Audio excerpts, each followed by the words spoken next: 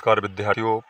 कल हमने भारतेंदु बाबू हरिश्चंद्र के जो प्रथम युग है गद्य काल का, उसके बारे में पढ़ा था। आज हम द्विदीवीन जो महावीर प्रसाद आचार्य महावीर प्रसाद द्विदी, उन्हीं के नाम से इसके प्रवर्तक कहे जाते हैं, वह आज हम इसकी प्रमुख प्रवृत्तियों के बारे में पढ़ेंगे। प्रवृत्तियाँ मतलब विशेषताएँ। तो द्विवेदी युग की जो समय सीमा थी वह 1900 से 1920 तक रही।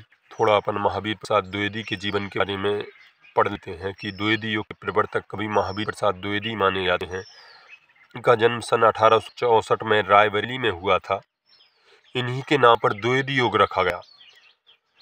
इन्होंने जो सरस्वती पत्रिका थी उसका संपादन 1903 से 1920 तक किया। सरस्वती पत्रिका के संपादक रहे हैं। अब उनके काव्य के बारे में पढ़ें तो उनके काव्य मंजूषा, सुमन, कन्या कुब्ज, अमला, अबला विलाप, ये सब उनकी रचनाएं थीं। द्विवेदी युग के बारे में अब विशेषताएं पढ़ते हैं कि महावीर प्रसाद द्विवेदी, जो द्विवेदी युग है उसकी क्या विशेषताएं रहीं। जो उनका समय है 1900 से 1920 तक, इसमें क्या क्या परिवर्तन हुए साहित्य के क्षेत्र में। तो द्विवेदी युग की पहली विशेषता है, द्विवेदी युग के प्रत्येक कवि ने देशभक्ति से संबंध में ही कुछ न कुछ अवश्य लिखा, क्योंकि उस समय अपना गुलाम भारत था। तो कवियों की कलम से देश के प्रति, देश की आज़ादी के प्रति, देशभक्ति के प्रति भावनाएं निकलती रहीं और प्रत्येक कवि ने अपने साहित्य में कुछ न कुछ कहा। दूसरी इसकी विशेषता है, पहली विशेषता याद रखना कि द्विवेदी युग के प्रत्येक कवि ने देशभक्ति के संबंध में कुछ न कुछ अवश्य कहा। यही है, ये जो पूरे जितने भी युग हैं, चाहे वह प्रयोगवाद हो, भारतेंदु युग हो, उसमें भी भारतेंदु युग में जो राष्ट्रीयता का उद्भव काल था, राष्ट्रीयता के संबंध में पहली बार भारतेंदु युग जो 1857 से 1900 का समय है, उसमें राष्ट्रीयता की भावना से ओतप्रोत राष्ट्रीयता का विकास हुआ। अब द्वितीय अगर अपन विशेषताएं पढ़ें तो द्विवेदी युग में खड़ी बोली को इसका प्रयोग खड़ी बोली को पूर्ण रूप प्रदान किया गया साहित्य के क्षेत्र में। इससे पहले जो भारतेंदु युग था उस वह खड़ी बोली का शुरुआती समय था, लेकिन द्विवेदी युग जब आया तो द्विवेदी युग में खड़ी बोली को काव्य भाषा का रूप दे दिया गया, कविता का रूप दे दिया गया। इसको पूर्ण इज्जत मिली उस समय। महावीर प्रसाद द्विवेदी ने खड़ी बोली को प्रोत्साहित किया, और जो महावीर प्रसाद द्विवेदी थे उनका मुख्य मानना था कि व्यक्ति अपने भाव विचारों को यदि खड़ी बोली, अपनी बोली में अगर कहे तो वह जनमानस पर अधिक समय तक रह सकी है। तृतीय विशेषता, इसकी तीसरी विशेषता है कि द्विवेदी युग में समाज सुधार की भावना का विकास हुआ।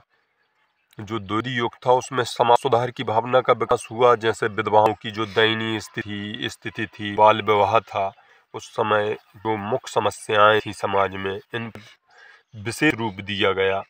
किसानों की जो उपेक्षा होती थी, दलित जन और दलितों के दुख दर्दों को काव्य के द्वारा व्यक्त किया गया। ये द्विवेदी युग की ये तीन विशेषताएं। पहली कौन सी थी कि यीशु में प्रत्येक कवि ने देश के संबंध में कुछ न कुछ लिखा।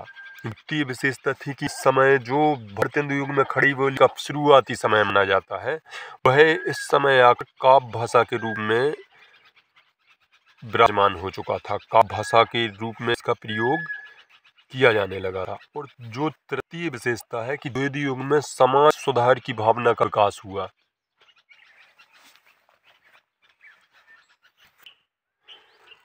जो चौथी विशेषता है द्विवेदी काव्य की प्रमुख प्रवृत्तियां हैं, इतिवृत्तात्मकता। अब ये इतिवृत्तात्मकता क्या होता है? इतिवृत्तात्मक का मतलब होता है वृत्तांत वर्णन, किसी भी घटना का वर्णन करना। इतिवृत्तात्मकता इस साहित्य की विशेषता रही कि जो भी घटना घटित हुई उसको उन्होंने काव्य में उसका बड़ा ही मनमोहक वर्णन किया है। तो इतिवृत्तात्मकता इस जो द्विवेदी काव्य है इस प्रमुख विशेषता रही। और श्रृंगार वर्णन था, इससे पहले कि जो कवि थे उन्होंने श्रृंगार को मानो ये समझो कि बहुत पूर्ण प्रतिष्ठा प्राप्त की, लेकिन इस समय आकर इतिवृत्तात्मकता जो वृत्तांत वर्णन विचारों की प्रमुखता दी गई, श्रृंगार वर्णन न्यून रहा। इस समय श्रृंगार रस का, श्रृंगार रति जो वो है, नायक नायिका के बारे में इसमें कम ध्यान दिया गया। जो समाज की प्रमुख समस्याएं थी उनके बारे में बताया गया।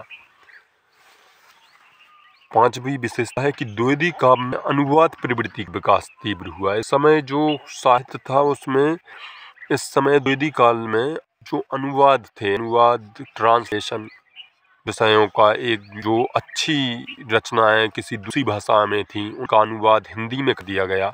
जैसे श्रीधर पाठक, इस समय के बड़े श्रीधर पाठक जो श्रेष्ठ और प्रसिद्ध रचनाकार हैं द्विवेदी के, श्रीधर पाठक ने गोल्ड स्मिथ हैं उनकी कई ग्रंथों का अनुवाद किया। छठवां, द्विवेदी युग में प्रबंध एवं मुक्तक काव्य दोनों ग्रंथों की प्रचुरता रही। जो द्विवेदी युग था उसमें प्रबंध काव्य और मुक्तक काव्य दोनों ग्रंथों की प्रचुरता रही। जैसे पंचवटी जो खंड काव्य था, मुक्तक काव्य जैसे झांसी की रानी इसी समय लिखा गया।